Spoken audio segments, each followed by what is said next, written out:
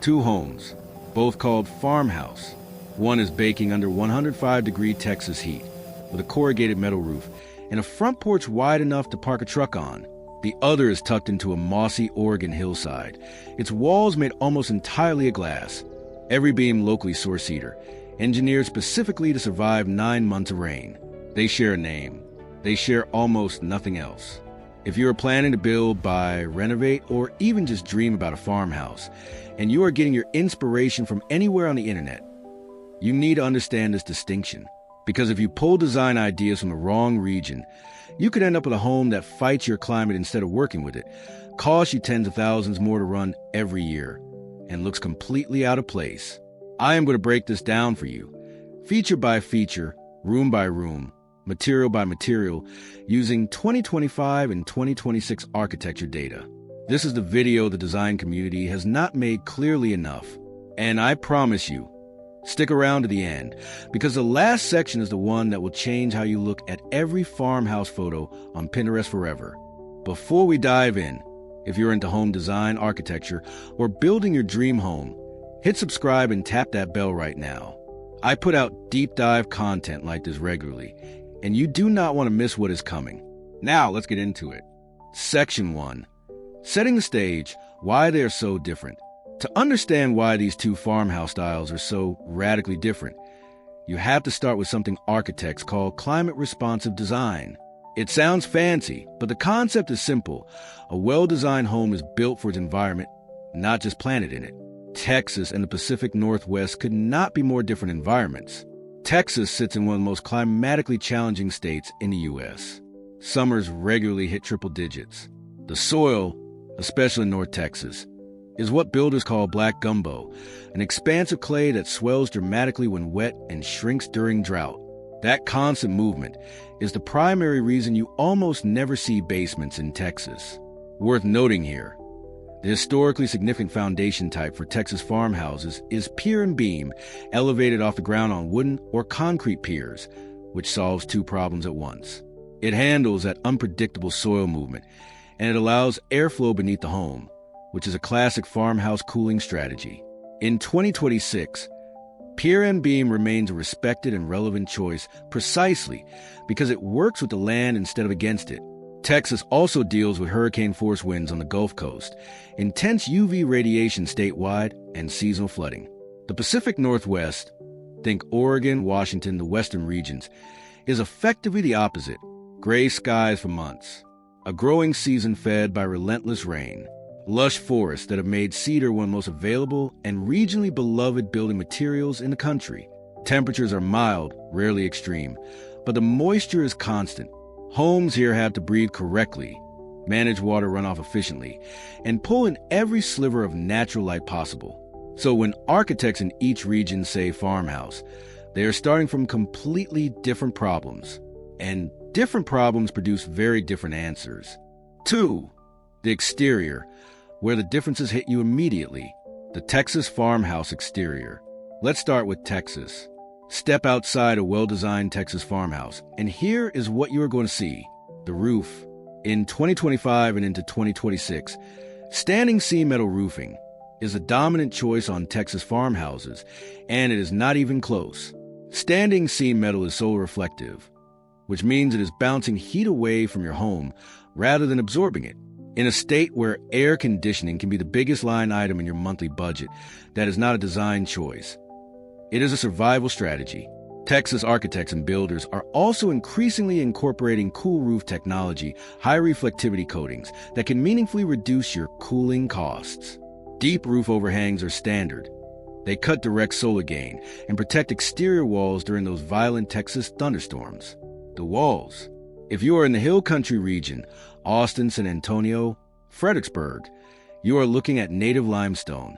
Thick limestone walls have been used here since the 19th century, when German settlers built them, because the material is abundantly local and stays naturally cool. Modern Texas farmhouses also lean heavily on board-and-batten siding, those bold vertical planks you see everywhere, along with brick, cedar, and stucco. The palette tends toward warm neutrals, creamy whites, warm grays, earthy tones that absorb less heat. The porch. This is non-negotiable.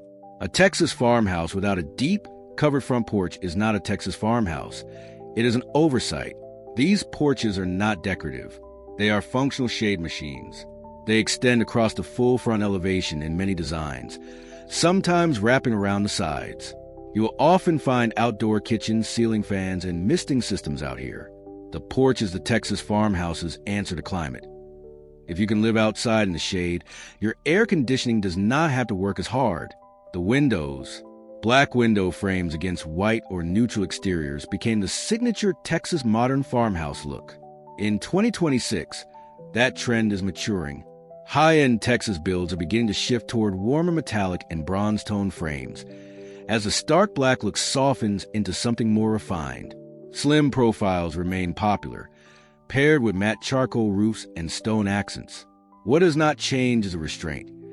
The windows are intentional but not enormous. You want light in Texas, but you do not want a wall of glass inviting the afternoon sun to turn your living room into a greenhouse. The Pacific Northwest Farmhouse exterior. Now step outside a pier-and-beam farmhouse. The feeling shifts immediately. The materials. Cedar is king. Western red cedar is extensively used on both exteriors and interiors. It is locally abundant, naturally resistant to moisture and decay, and it weathers beautifully to a silver gray that looks like it grew out of the landscape. You'll also see Douglas fir, stone, and increasingly dark painted with siding, deep charcoal, forest green, slate. Colors that blend with the surrounding evergreens rather than standing apart from them. The roof. The pier-and-beam farmhouse roof is engineered for one job above all others: shedding water. You get low-pitched roofs with deep, wide eaves and overhangs that direct rainfall away from foundations and walls. Sloped roofs channel water efficiently. Some contemporary pier-and-beam farmhouses are even experimenting with living roofs, vegetated rooftops that manage stormwater, insulate naturally, and look extraordinary against the landscape. The windows. Here is the single biggest visual difference between a Texas farmhouse and a pier-and-beam farmhouse. In the Pacific Northwest, windows are massive, floor-to-ceiling glass, expansive glazing, clear-story windows up near the roofline. The reason is light. Under a month of overcast gray skies, every lumen of natural daylight is precious. Architects in this region are trained to capture every available angle of light. Those huge windows also frame the views, the forests, mountains, and water that define the pier-and-beam landscape. The overall silhouette. Pier-and-beam farmhouses often feature asymmetrical floor plans, which is unusual for traditional farmhouse design. Homes are built to fit into hilly, sloped terrain. Flat lots are not the norm here where they are in the Texas plains. The integration with the landscape is intentional and deep. 3. The interior. Step inside and feel the difference. Texas farmhouse interior. Inside a Texas farmhouse, you are walking into warmth, richness, texture, and a whole lot of history, real or implied. The signature material. Shiplap. Those horizontal wooden planks used as accent walls became the symbol of the Texas farmhouse movement, popularized by Chip and Joanna Gaines in Waco and replicated across the state. In 2025 and 2026, shiplap is still present, but is now being paired with lime wash walls, fluted with paneling and rustic plaster finishes rather than used alone. The aesthetic is more layered now. The beams, exposed reclaimed wood ceiling beams, are nearly universal. Reclaimed oak, pine, and barnwood are prized. These beams are often paired with vaulted ceilings, a combination that adds drama and height that makes rooms feel larger in the Texas heat. The kitchen. Big. The kitchen is always big. Texas farmhouse kitchens are built around the oversized island, the social center of the home, paired with open shelving, farmhouse sinks, and subway tile backsplashes. The 2026 update to this look features light oak tones, matte gold hardware, and concrete countertops alongside more classic options. The floor plan. Open concept, always. The Texas farmhouse is built for gathering, for family, for living large. Split bedroom layouts, master on one side, secondary bedrooms on the other, are a signature of Texas floor plan design, offering privacy without compartmentalizing the home. The fireplace. Yes, Texas has fireplaces, large stone fireplaces, often with wood burning option, are a Texas farmhouse staple, especially in hill country where winter nights get genuinely cold. Pacific Northwest Farmhouse interior. Step inside a P&W farmhouse, and the first thing you notice is that the outside came in, the material language. Cedar, fir, and reclaim would appear on ceilings, walls, and floors. But unlike the warm, rustic tone of a Texas farmhouse, the P&W palette is cooler and more nature-connected. Deep wood tones against stone, with expansive glass letting the gray-green forest become part of the decor. It is organic, grounded, and deeply intentional. The windows from inside, those floor-to-ceiling windows we talk about on the exterior, from inside, they function as living art. The trees, rain, mountains, and shifting light become the primary visual element of the room. Interior designers in this region build rooms around the view. Furniture faces the windows, not the television. The great room, like Texas, P&W farmhouses center on a great room, a combined living and dining area with open sightlines.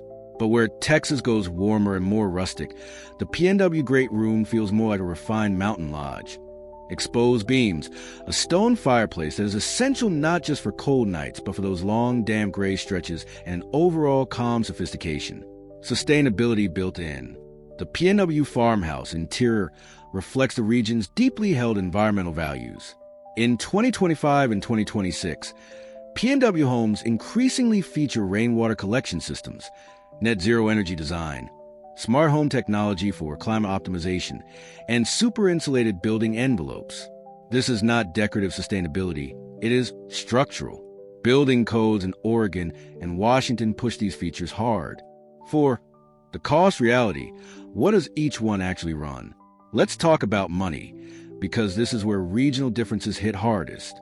According to the National Association of Home Builders 2024 construction cost data released in early 2025, the average cost to build a new single-family home hit $428,215 in construction costs alone, with total sales prices averaging around $665,298.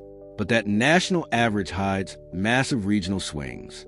A 2,000-square-foot farmhouse built in Texas might run you around $400,000. That same home built in the Pacific Northwest, Oregon, or Washington could come in closer to $600,000 to $700,000. And that gap is not about luxury upgrades. It is structural. It reflects higher labor costs, stricter energy codes, more demanding permitting processes, land preparation costs on slope terrain, and premium moisture-resistant material requirements. Texas has lower labor costs, plentiful flat land, and a construction industry that has built and refined its systems for the Texas farmhouse at massive scale. The Dallas-Fort Worth area, Austin, and San Antonio are some of the most active new construction markets in the country, which creates efficiency and price competition. The P&W is a different game. You are often building on a slope. You are engineering for seismic activity. You are meeting stringent green building codes. You are sourcing materials that handle perpetual moisture. All of that costs more. The takeaway, the budget you need to build a farmhouse depends enormously on which farmhouse you are building and where. Do not let a Texas farmhouse Pinterest board convince you that your Oregon build will cost the same. 5. Sustainability. Two different definitions of green. Both regions claim sustainability credentials, but they mean different things by it. Texas farmhouse sustainability in 2025 and 2026 is focused on climate resilience. Solar-ready roofs are becoming standard. Metal roofing is being chosen partly for its solar reflectivity. Impact-resistant roofing rated class 4 is increasingly popular given Texas hail and storm risk. Cool roof coatings, energy-efficient HVAC, and smart home technology are being integrated into modern Texas farmhouses. Thermally modified wood, a sustainably treated option that resists heat and moisture, is gaining traction as a siding choice. Pacific Northwest Farmhouse sustainability is more ecosystem-focused. Rainwater collection systems, permeable landscaping, native plantings, and living roofs are mainstream, not fringe. Architects in Seattle and Portland are actively pioneering net zero energy homes, buildings that generate as much energy as they consume. Super-insulated building envelopes mean the home holds heat efficiently through cold, wet winters without burning fossil fuels. The goal is not just efficiency, It is minimal environmental footprint in a region with a deeply embedded environmental culture.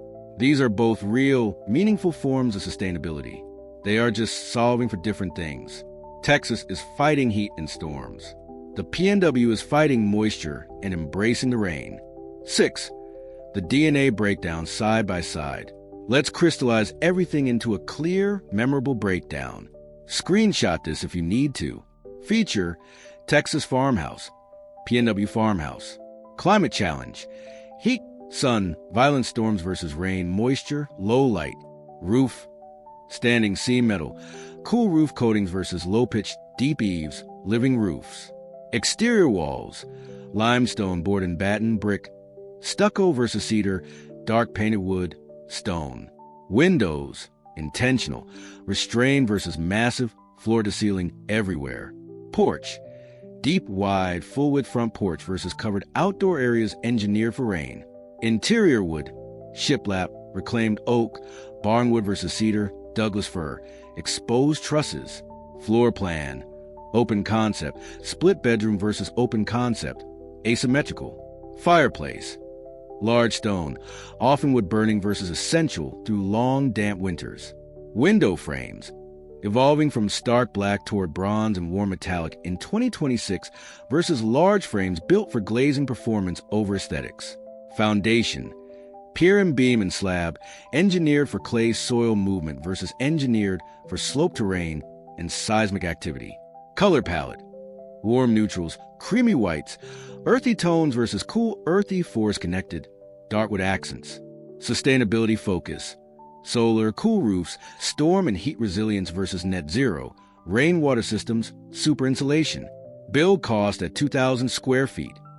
Around $400,000 versus $600,000 to $700,000. Two completely different blueprints. Two completely different conversations with the land and the sky. 7. So which one's for you? Here is the honest answer. Neither one is universally better. They are both extraordinary when built correctly for their context. If you're building in Texas or a similar hot, sunny, storm-prone climate, take the Texas Farmhouse seriously. The logic embodies the shade-creating porch, the reflective roof, the thick walls, the restrained windows, is generations of hard-won wisdom about how to live comfortably in that environment. If you're building in the Pacific Northwest or any cool, wet, forested region, the PNW Farmhouse is a masterclass in how architecture can work with weather instead of against it. Those massive windows, that cedar skin, those deep overhangs, they're not style choices. They are solutions. And if you are building somewhere in between the Carolinas, the Midwest, the Mid-Atlantic, you get to thoughtfully borrow from both traditions, but do it consciously. Do not put a wall of glass on your south-facing Texas wall just because it looks stunning in a Portland home tour. Do not skip the deep overhang on your Oregon build because the Texas Inspiration Board did not have one. The farmhouse, at its best, is a home that understands where it lives. That is the whole point. That has always been the whole point. If this video shifted how you think about farmhouse design, if it gave you something you will actually use when you're planning your home or scrolling design accounts, do me a favor and save it. Share it with someone who is in the middle of a build. Drop a comment below telling me, are you a Texas Farmhouse person or a Pacific Northwest Farmhouse person? I genuinely want to know. And if you want to go even deeper, I am building out a full series on regional American home design styles, comparing what works, what is not, and why. Subscribe so you do not miss a single one. I will see you in the next video. Go build something real.